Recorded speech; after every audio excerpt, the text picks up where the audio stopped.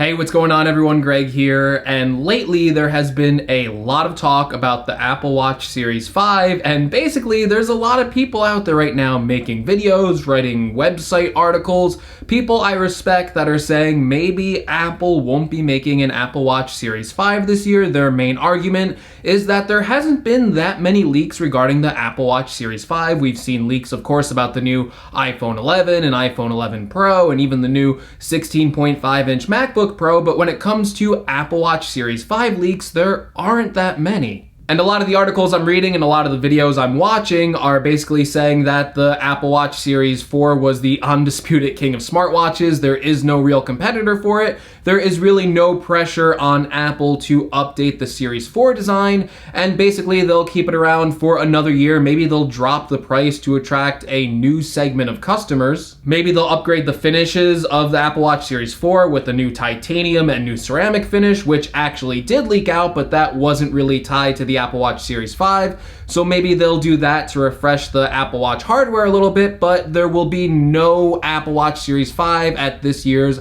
iPhone event. And even though these people make good and logical points about why Apple wouldn't update the Apple Watch Series 4 to the Apple Watch Series 5 this year, I personally think that Apple will be updating the Series 4 and we will get a Series 5 Apple Watch this year, even if it is a smaller update, and I want to cover some of the things we might expect out of the Series 5 Apple Watch update. So first, let's cover what we absolutely know is coming to the next generation of Apple Watch, whether that is just a Series 4 with a fresh new coat of paint or a brand new Series 5. And honestly, what we do know isn't too much. So what we do know is that Apple is working on two new finishes for the Apple Watch. This is going to include a ceramic version, which we have seen before with the white ceramic version and the black ceramic version found on the Series 3 and Series 2 Apple Watch.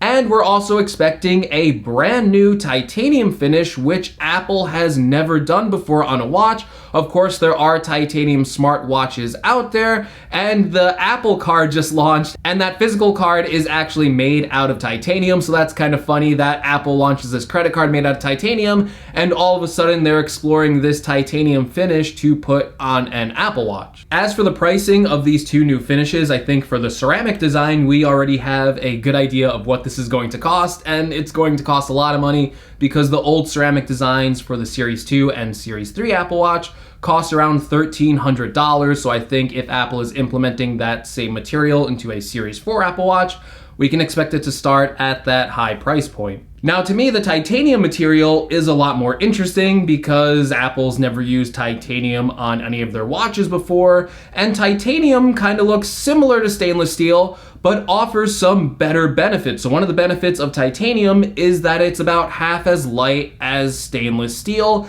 and it's also more durable and less prone to scratches. And those benefits from titanium, adding that to an Apple Watch would be great. So one of the complaints about the stainless steel versions of the Apple Watch is that they are more prone to scratches and they are heavier on the wrist. Some people say that they like the way the stainless steel looks, but it's too heavy feeling on their wrist. So this titanium material could be a nice middle ground between the aluminum and stainless steel cases. Now, as for cost of a titanium case versus a stainless steel case, I'm actually not too sure, and I'm also not sure if the stainless steel Apple Watch is going to be kept in the lineup or if it's going to be completely replaced by this titanium version, but I think we can expect it to have a very similar price point to that stainless steel version. I tried looking up titanium watches versus stainless steel watches, and some of them vary in price point, but they seem to be about the same, so maybe it will replace the stainless steel watch entirely, or maybe it will just be an additional finish on top of that stainless steel one,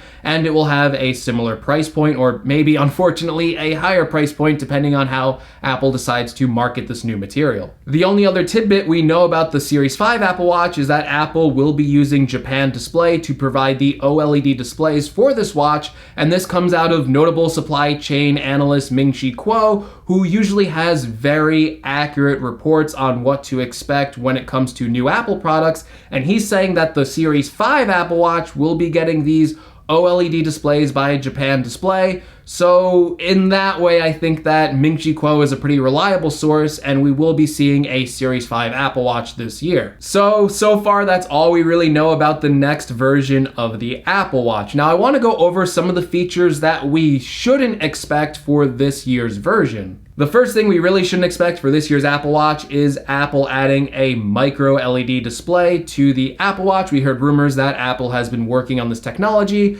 but this report from Ming-Chi Kuo saying that Japan Display will be providing OLED displays for the next generation of Apple Watches basically kind of makes this a non-starter. But that doesn't mean that this new display technology is that far off. A lot of people are saying that we can expect to see the micro LED display technology make its way to next year's Apple Watch with the 2020 version. Speaking of bigger updates coming to the 2020 Apple Watch, another one of those is the sleep tracking feature. Now, Apple has been rumored to be working on sleep tracking for a long time, with some internal employees testing this feature on their Apple Watches, but apparently it's not ready for the 2019 version of the Apple Watch. And we can expect the 2020 Apple Watch with the micro LED display to also feature added health benefits when it comes to tracking your sleep. Another thing I don't think we can expect for this year's version of the Apple Watch is an always-on display. That's going to require some additional improvements, not only in battery life, but also in energy conservation, which is a feature that comes with micro LED display technology. So maybe when micro LED comes out in 2020, we can also expect Apple to finally add an always-on display to our Apple Watches. Now, after crushing your dreams and kind of squashing all those features, here are the features that I think we can expect with a Series 5 refresh. The first, and probably most likely, is that the Series 5 Apple Watch will be getting a spec bump from the S4 chip to the S5 chip.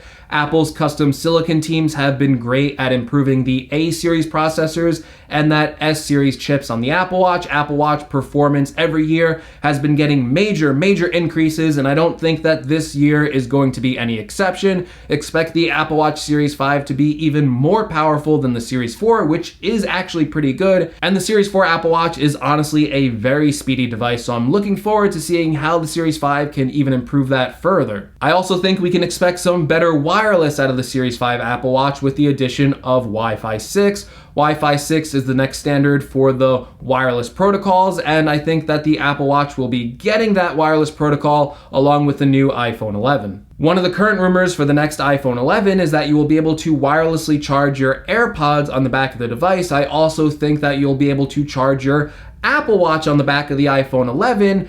However, I'm not sure if that's going to be able to be used on the Apple Watch Series 4 and earlier, considering how the current mechanism is for charging the watch. You kind of need a magnetic connection, so maybe the Apple Watch Series 5 will have that feature exclusively where you can charge it on the back of the iPhone 11. Maybe they'll make some additional benefits to the wireless technology inside of the Apple Watch by adding it to the Qi wireless standard, because other wireless charging accessories like AirPower aren't coming out. So maybe the Series 5 will still charge magnetically the way it does, but it will also add the Qi wireless charging standard, so you can charge it on the back of the iPhone or on any wireless charging pad. And maybe we'll also see the addition of more storage on the Series 5 Apple Watch. So last year the Series 4 got 16 gigabytes of storage. So maybe this year at the Series 5 we'll get the addition of 32 gigabytes of onboard storage. As for updates to health features, last year we got updates like the ECG and the fall detection feature. And I know that Apple is constantly looking at ways for the Apple Watch to improve in the fields of health. And last year, although we were expecting the ECG feature, we really weren't expecting Apple to be adding a feature like fall detection. So who knows what new sensors could be added to the Apple Watch that could help with other additional areas in the field of health. But for me personally, I think the biggest update to the Series 5 Apple Watch, and this is kind of a big prediction that I'm putting here, and who knows if it's going to be true, but I want to take the risk here. I think that the Series 5 Apple Watch will be the first Apple Watch to achieve independence. Now, why do I say this? There have been a lot of new watchOS 6 features that point to the Series 5 being an independent Apple Watch. The first and most prominent feature on watchOS 6 is that the Apple Watch now has its own app store, so you don't have to go on your iPhone anymore to browse certain specific apps for your Apple Watch. You can just go directly on your Apple Watch, you can browse for apps, and then you can download them directly on the watch, and then you don't need a third-party Apple Watch app kind of talking between the devices. You can have fully functional,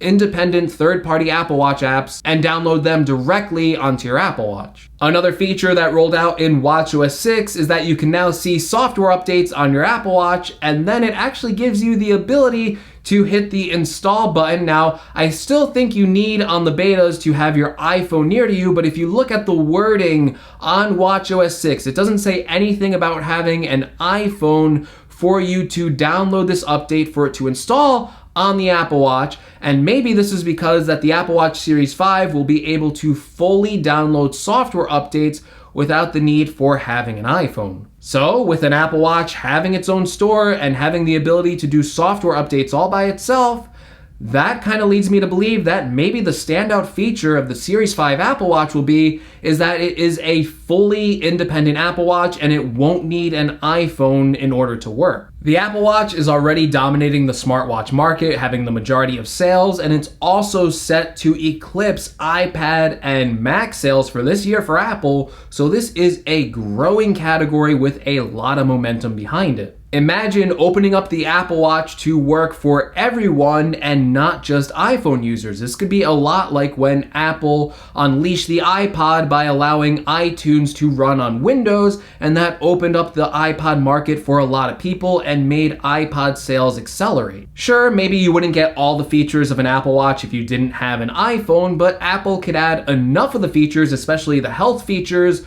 to the Apple Watch to work without the iPhone, and that could be a major selling point for a lot of people. Which leads me to believe that the Series 5 Apple Watch might be able to be a fully independent device, and even if Apple isn't planning on doing independence this year, there is no mistake that the Apple Watch does have a lot of momentum this year, and by Apple not releasing updated hardware, even if it is just a small spec bump from the S4 chip to the S5 chip, and it's really only a processor upgrade, I think by Apple not updating the Series 4, that would be a sort of mistake. It would kind of take out some of that momentum by people getting excited to buy a new Apple Watch, and that could kind of lead to slower than expected sales. But anyway, that's just what I think. Let me know what you think in the comments below. Do you think that Apple will be upgrading the Series 4 Apple Watch this year? What sort of upgrades do you think that we can expect to make its way to the Series 5 Apple Watch? As always, if you like the video, make sure you give me a like. If you want to see more from my channel, make sure you're subscribed. If you want to support the channel out in any way, make sure you check out some of the links in the description. And as always, I will see you all in the next video. Take care, everyone.